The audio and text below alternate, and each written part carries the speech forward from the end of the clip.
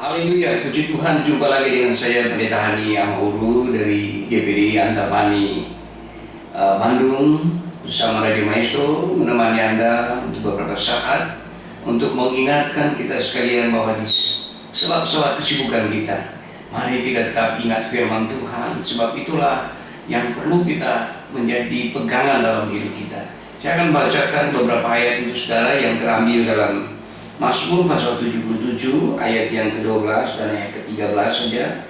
Aku hendak mengingat perbuatan-perbuatan Tuhan, ya, aku hendak mengingat keajaiban-keajaiban-Mu dari zaman purbakala.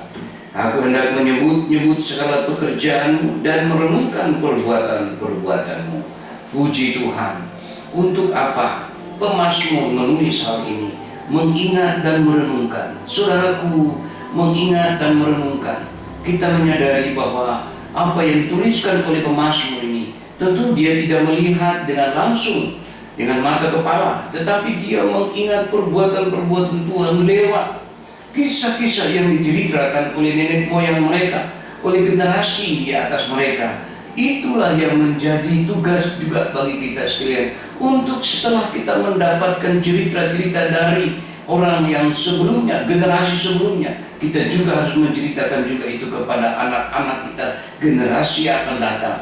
Supaya apa? Tapi mari kita lihat dulu, bagaimana kita bisa mengingat kalau tidak ada yang menceritakan. Karena kita bukanlah saksi mata, kita hanya mendengarkan cerita. Dan cerita-cerita ini di dalam Roma pasal 10 ayat yang ke-14 dikatakan, bagaimana kita bisa mendengar kalau tidak ada yang menceritakan. Bagaimana orang bisa percaya kalau tidak ada yang mendengarkan? Itu sebabnya, saudara, kita perlu mendengarkan cerita. Dan cerita-cerita dari generasi sebelumnya, ini adalah yang kita dengar, yang kita renungkan.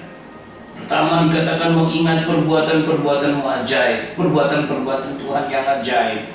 Perbuatan apa saja, saudaraku? Kalau kita ingat cerita tentang kisah Sodom dan Gomora, kita ingat cerita banjir besar pada zaman Nuh, kita ingat cerita-cerita yang luar biasa. Tuhan melakukan perbuatan-perbuatan besar kepada umat Tuhan di padang gurun. Bagaimana mereka disertai oleh Tuhan dengan tiang api dan tiang awan.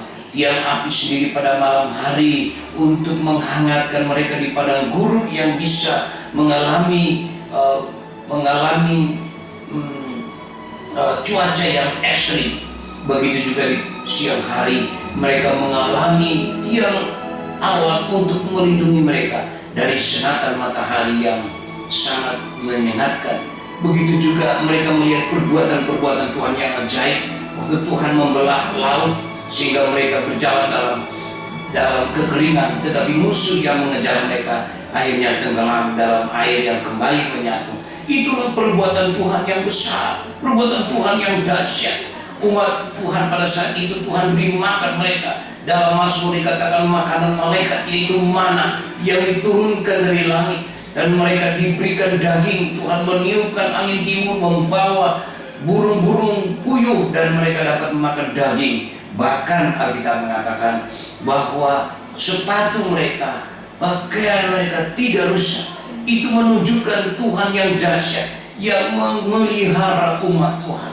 Itulah yang dikatakan oleh pemazmur, aku ingin mengingat perbuatan-perbuatan Tuhan yang ajaib. Dan yang berikut dikatakan juga merenungkan perbuatan-perbuatan yang dahsyat. Merenungkan di sini artinya memikir dalam-dalam apakah sesungguhnya terjadi. Saudaraku, begitulah kita yang juga tidak pernah menyaksikan dengan mata kepala, tapi kita mendengarkan dari cerita, dari khotbah, dari pembacaan firman Tuhan.